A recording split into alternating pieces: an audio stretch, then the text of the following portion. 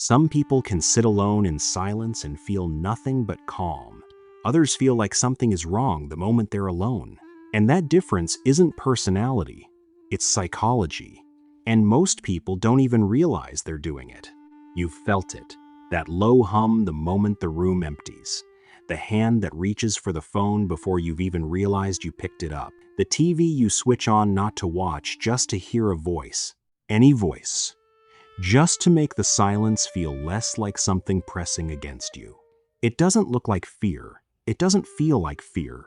It just feels like restlessness you can't quite name. But here's what's actually happening underneath that restlessness. And once you understand it, something quietly shifts. You are not broken. You are not weak. You are not someone who simply can't handle being alone.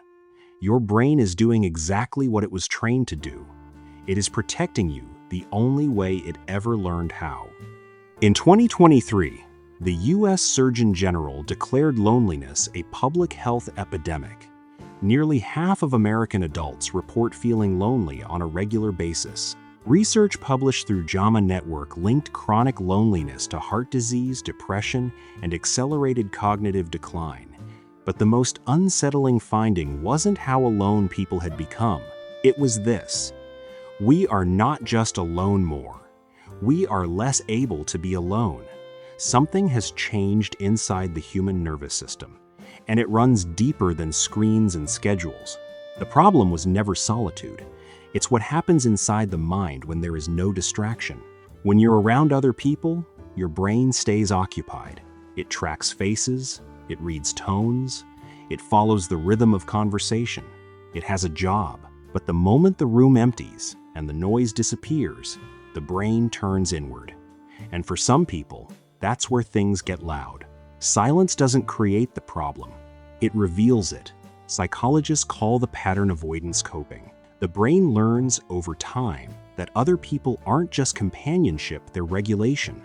They function like an emotional volume knob. When others are present, the internal noise quiets, thoughts slow down, the body settles.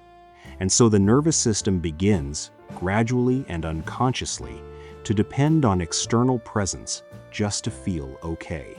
Not because you're broken, because that's what it was taught. This is co-regulation. Humans are wired, at a biological level, to calm each other down through voice, through proximity, through the simple fact of another body nearby. A 2019 study on social presence found that human contact measurably reduces the body's physiological stress response. For most of human history, being alone wasn't just uncomfortable, it was dangerous. Your brain remembers that, even when you've forgotten. But here's the part nobody tells you. People who can't be alone don't just feel different. Their brains process the world differently. A study involving 66 participants using fMRI imaging found that chronically lonely individuals showed distinct neural responses to neutral social situations, different threat detection, different activation patterns, a fundamentally different reading of the world around them. Their brain wasn't being dramatic. It was doing its job in the only way it knew how. Research from Harvard's Graduate School of Education found that approximately 81% of people who identified as chronically lonely also reported symptoms of anxiety or depression. Not coincidence, pattern. The inability to tolerate aloneness isn't a surface preference. It lives in the nervous system itself. And this is where it gets interesting. The people who can't be alone are not afraid of silence. They're afraid of what shows up when it gets quiet. If this feels familiar, your brain isn't broken. It's pattern. You might recognize it in the small habits. The TV that goes on the second you get home, not to watch, just to fill the air. The phone you check not because you're expecting anything, but because holding it makes the silence feel less complete. The relationship you've stayed in long past its end, not from love, but from something harder to name, the dread of what the empty apartment would feel like at night without someone in it. It doesn't feel like fear. It feels like discomfort you can't explain. And that distinction matters, because most people living this way don't think of themselves as afraid. They think of themselves as someone who prefers company, someone who gets lonely easily, someone who just isn't built for solitude. But underneath that preference is something much older. Something that started long before the apartment, long before the relationship, long before they were old enough to understand what they were doing. John Bowlby, the psychologist who developed attachment theory, spent decades studying what happens when emotional safety is inconsistent in childhood. When a child grows up in an environment where comfort was unpredictable, where a caregiver was sometimes warm and sometimes absent, sometimes loving and sometimes unavailable, the child's nervous system adapts. It learns that other people are the source of safety. That silence is a gap where something could go wrong. That being alone is the same as being unprotected. That child grows up, but the nervous system does not forget. The identity forms around others. Who am I when no one is watching? What do I feel when the room is empty? For some people, those questions have no comfortable answer because they never had the space to find one. And so, the loop forms. They can't sit alone, so they seek people. Sometimes the wrong people. The connection doesn't fill what they're actually looking for, so they feel worse. Silence now feels more dangerous than before, so they avoid it again.